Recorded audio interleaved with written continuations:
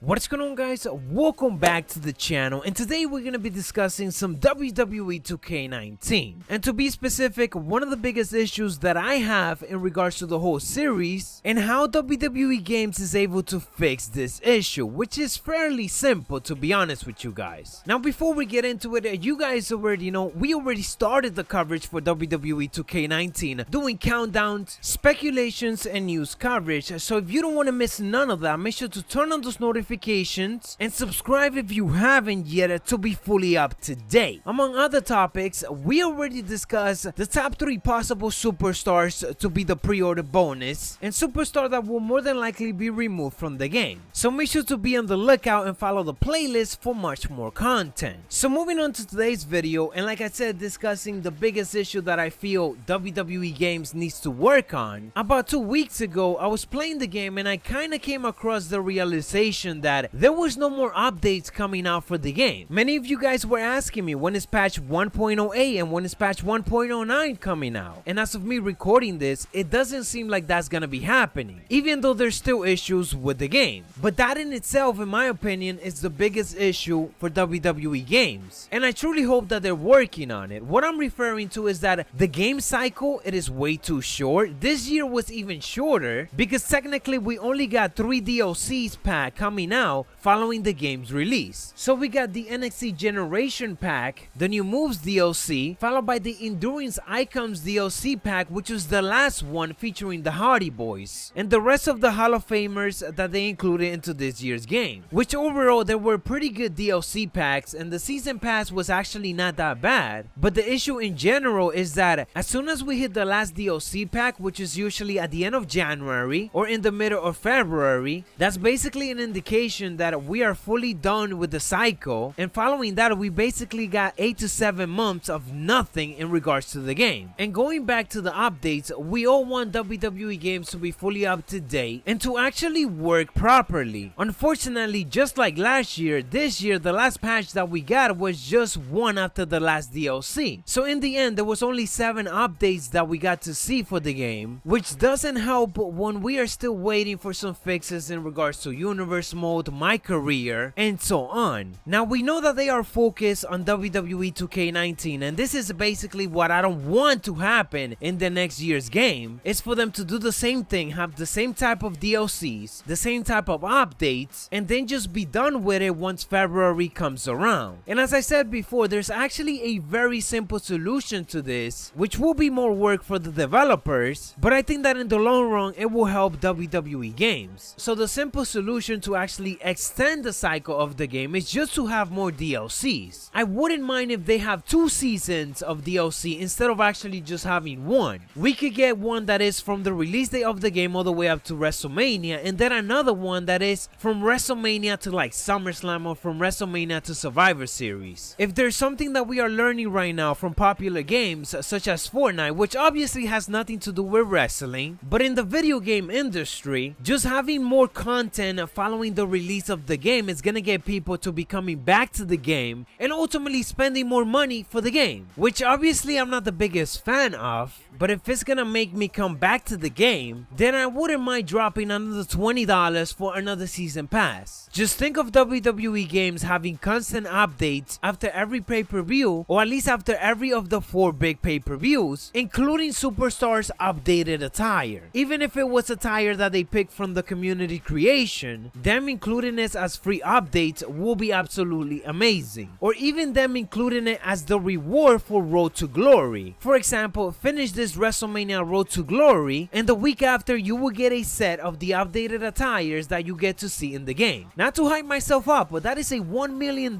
free idea right there. Now obviously you're not gonna charge for an updated attire, but we know that microtransactions are coming in some type of way. So if you're gonna have a lot of microtransaction content coming out, one way to get people back into the game every single time is to give them something for free. Updated attires could be one of them, updated arena could be one of them. So they got a lot of options that they could go about to keep people coming back into the game. And since I'm just talking random stuff right now, and speaking about Road to Glory, with Road to Glory they have a chance of making it similar to like Fortnite Battle Pass, where you could keep ranking up and ultimately unlocking certain things at certain levels those that are not just masks, but obviously other stuff, whether it is new animations, new taunts, or even unique attires that you could show off when you are playing online. Now that is a 1 million idea for a whole nother video, which I hope I get to make. But nonetheless guys, that is what I got for you guys for this video. I hope that you guys enjoy. If you did, elbow drop a like on this video. Give WWE Games some suggestions down in the comments below of what they could do to keep bringing you guys back into the game. As always, you guys already know, subscribe if you haven't yet to be fully up to date. Check out any of my other previous videos if you haven't yet. And we on the road to 100,000 subscribers. Macho T,